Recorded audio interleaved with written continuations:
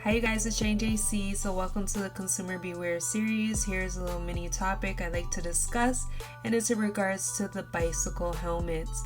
Now I know bicycle season has been high and everybody is looking for a bike, everybody's looking for a helmet, and this is really important for everyone that rides bikes in regards to their helmets, is that not all helmets are created equal, and there's a lot of helmets being sold online at really great prices.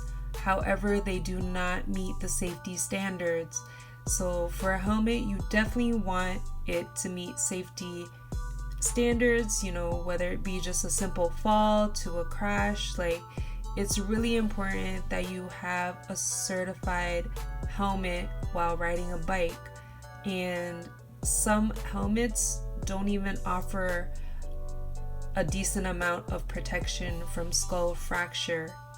So for all of you who are questioning whether to get a cheap helmet, it's no name, but you think it's going to provide the same protection, it may not.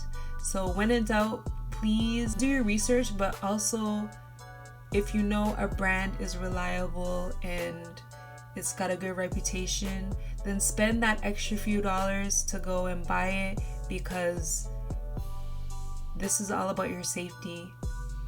Alright? It's not worth buying an $8 no-name helmet with,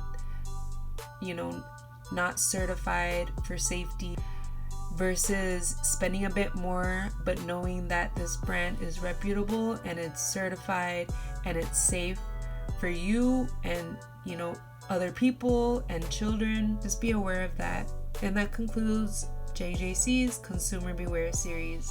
Toodles.